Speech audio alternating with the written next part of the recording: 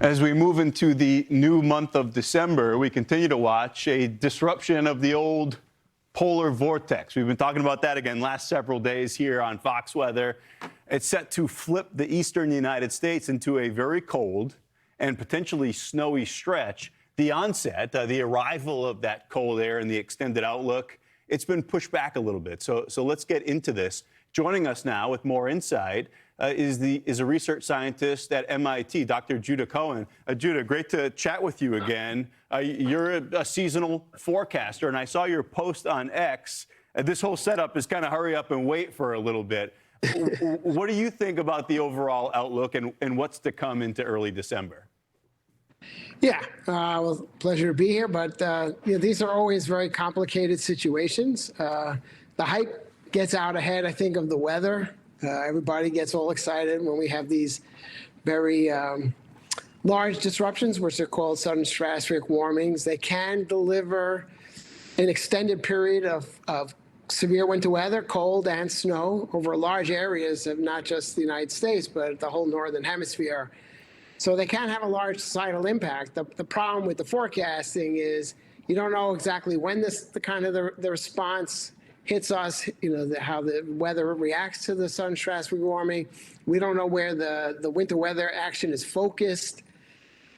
So, but I think this is a complicated, looking more like a prolonged event. Yeah. So I think maybe the hype a little bit has gotten out ahead, Yeah, your lips to God's ears. There is most certainly some excitement out in the weather world. This particular sudden stratospheric warming event, though, how intense is this one expected to be, and how frequently do these occur? Yeah, well, the ECMWF, which you just showed, I think has been the most bullish on this sudden stratospheric warming. It's showing it happening in late November and then possibly early December. That would be unprecedented in the satellite era. So it would never have happened. So satellite is post-1979. There were two that were recorded in 1958 and 1968, but that was before satellites, and I question how reliable they are. Right. In general, sudden stratospheric warmings happen in January, February. So even if it happened in early December, that would be highly unusual, which I think does raise the level of difficulty or challenge for the weather models and for human forecasters, exactly how that's going to impact our weather. Yeah, so some of the interest is warranted within reason. You're the guy with his finger on the pulse of all this, though. We've talked with you in the past here on Fox Weather. I'm wondering, with just the mega success of the AI forecast systems through this past tropical season, how much has that gotten in the mix with seasonal forecasting? Yeah, so I'm a big believer in using AI to improve longer range forecasting. I've been involved with it for 10 years. Even competing right now in a AI model bake-off on the subseasonal timescale, so 2 to 6 weeks. I don't know that AI is being used for longer than 6 weeks, so not a seasonal.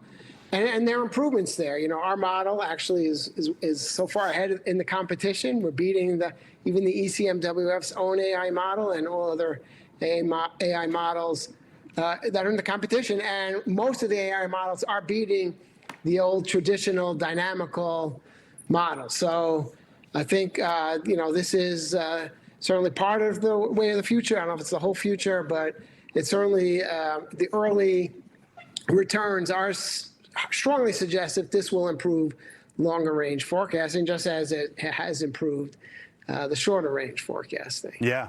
First operational season down in the tropics, and that was a total slam dunk. So we'll see what's to come as we move forward through the next several years when we get a better sample. But I hear AI bake-off, I get interested. So we're going to have you back. Keep us posted on that. That sounds... Okay, well, they're doing it by season, so I'll know in a couple of weeks if it looks like we're going to come in first place. I'm feeling pretty good about it, but I'm not for sure. I'm not going to jinx it. No congratulations. Okay, not yet. Yeah, I believe. Don't spike, when it comes to weather forecasting, don't spike the football before you cross the goal line. So I'm not going to do that either. Watch, we'll have unprecedented collapse. But Yeah, very wise man right there. Come on back, please, and tell us about it when it's in the rearview mirror. That's climatologist Dr. Judah Cohen. Thanks for the insight. Great to talk with you my again on pleasure. Fox Weather. Yeah, nice.